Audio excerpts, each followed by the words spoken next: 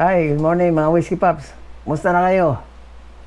Ito meron tayong panibagong model dito na sa harapan ko. Ito nakikita nyo, 1:35 scale. Ano to, yung West German Leopard. Pero before that, I want to give you some good news.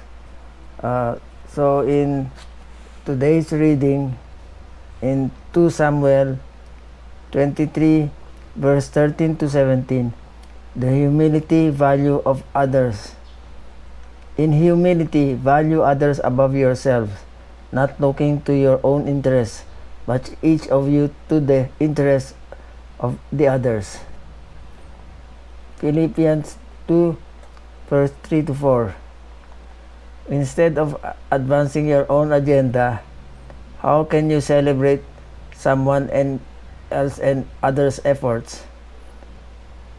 How do our acts of love reflect God's own? Father, guide my heart today, rearrange my priorities so that I value the needs of others as well as my own. Yun po mga Whiskey Pops ang ating good news for today, this morning. So, kumusta na kayo?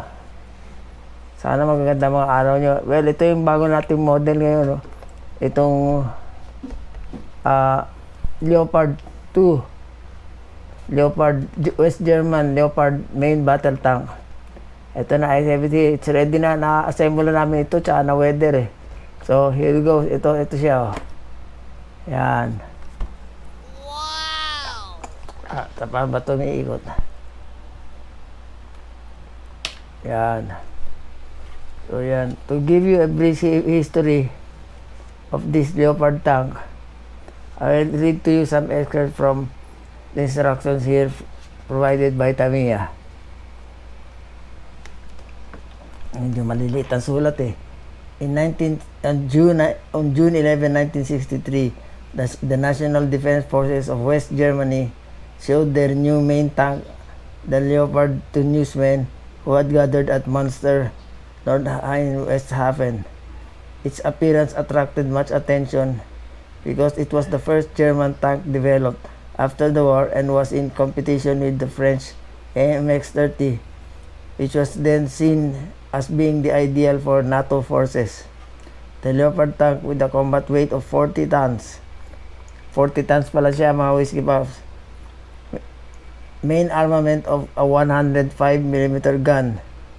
So ang barrel nito is 105mm, no? And maximum road speed of 65 kilometers per hour. Is rated as one of the strongest tanks in the world with excellent firepower. Ganda pala to. Protection and mobility. As a main battle tank, it is being used in 7 countries, including West Germany, Holland, Italy, and Belgium. Production is expected to exceed 7,000 units. The first production vehicle was completed at Krauss-Maffel's München factory in September 1965. So matagal na pala to, no? Pero maganda na itsura niya. The final production model in the Leopard 1 series is the A4. The model A4 is characterized by having a new turret, first used in the A3. This is made of new material with spaced armor. The Air Force also had a fire control system with a hybrid electronic trajectory computer.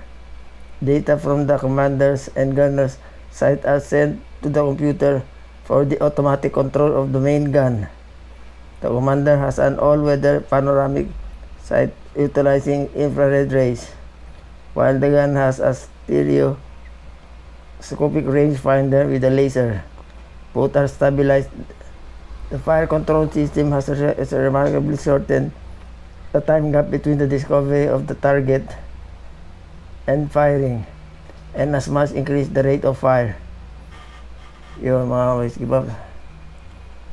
So, it's easy to distinguish the A4 from the models A1, A2 in the Leopard 1 series by the turret shape.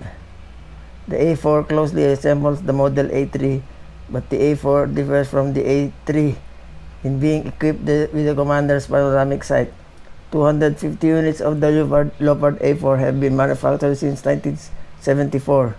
122 of them for the West German National Defense Forces and 128 for the Canadian Army. The West German National Defense Forces plan to convert the earlier models in the Leopard 1 series into the Model A4. The Leopard A4 and new Leopard 2 will form the main strength of the West German tank forces in the future.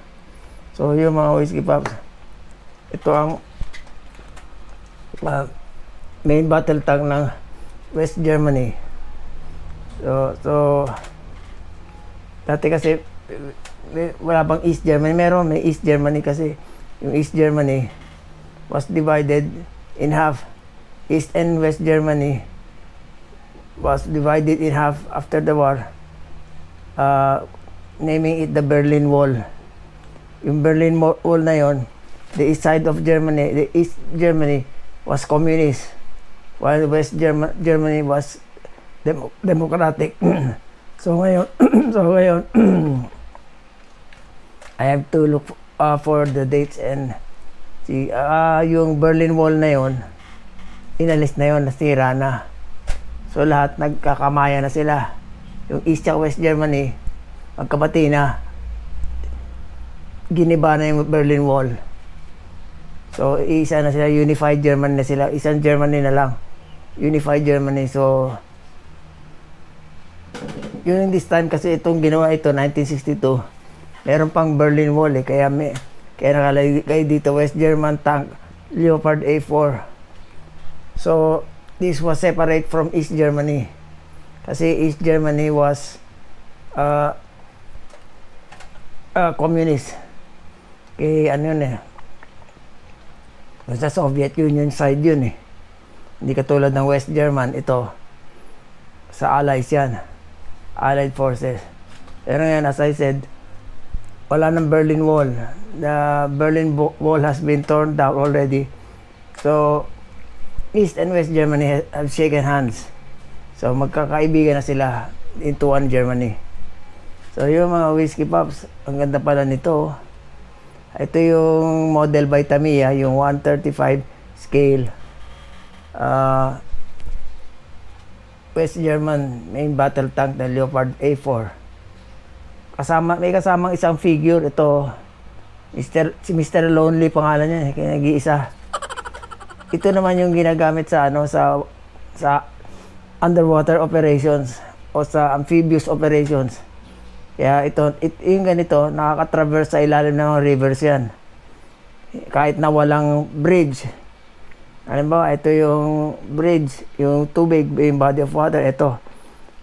Tatawid siya sa kabila, pwede na siyang lumusong gamit itong malaking snorkel na yan. So it can traverse underwater in a submerged position. So yun mga Whiskey Pops, ang ganda pala na itong tangke na ito, no? Pwede ka magtago sa ilalim ng tubig. Yun, so malaking gamit ito. And since this is a 40-ton main battle tank, malaki ang usefulness nito sa pagpoprotect ng borders ng West Germany. So yun, I painted this with 3 colors. One is this one. The base color is XF62. Yung olive drab. Yan o. Olive drab yun ang base color nito. Tapos yung camouflage color niya is XF52. Then yung flat earth color. XF52 flat earth. Yan mga Whiskey Pops, yun ang kulay niya. Hindi ka pa tapos mag-withering, Whiskey Pops. Oo nga, hindi pa nga tapos. Actually, may konting chipping dito. Konti lang na nilagay kong chipping dito. And the guns should be also painted. Hindi ko pa nape-paint. Tsaka yung mga grenade launchers niya dito sa gilid.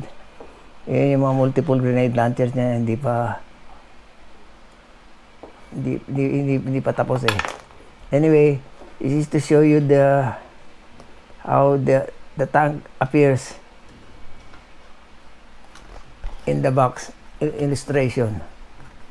Yun. Natanggal yung baril niya. Napahiga eh. So, kabit mo lang yung 30mm niya. Oo. Mamaya. Natanggal na. Wala, hindi pa napapalaban. Natanggal na. Ito hindi kulang eh. Hindi kasi nagbabantay ito eh. Yan. Oops, sorry. Nakabantay talaga siya dyan, ano? Ayan, yan. Kasi hindi siya kasya dito, mga whiskey pops. Hindi siya kasya doon sa hatch. I tried positioning this figure. Pero nasa unahan dapat siya. Dito yan eh. Oh. Sa unahan niya nakatayo eh. Oh, ito yung laser range finder niya eh. Ah, baka dito siya nakatayo. Kasi diyan medyo may makakasandal pa siya pag matutumba siya. So, sasandalan niya ng tuhod niya rito. Yun. Ay, ganun. Kompleto na sa decals yan. May mga nilagay rin ni Labi yung mga decals niyan eh. Yan. Plus yung German cross. Yung cross hindi naman nagbago sa World War II, except that meron na siya style yung cross niya. Noon parang lang, perpendicular cross lang eh.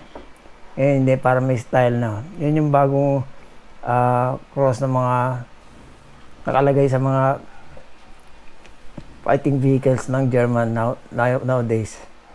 Tanks nila, ganyan na mga nakalagay nila na decals. So, yun. I hope you like this, boys.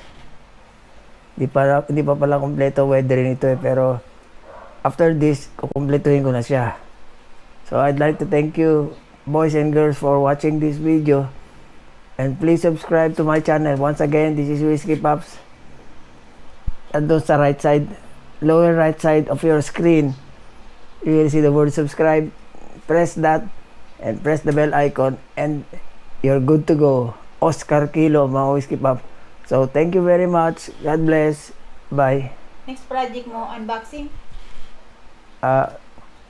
O baka siguro magkakaroon tayo ng unboxing. ATV unboxing? Itong MATV. Oh, The US MATV. Oshkosh MRAP. Mine resistant. Mine resistant. Ambush protected. Yun. ATV. Bye.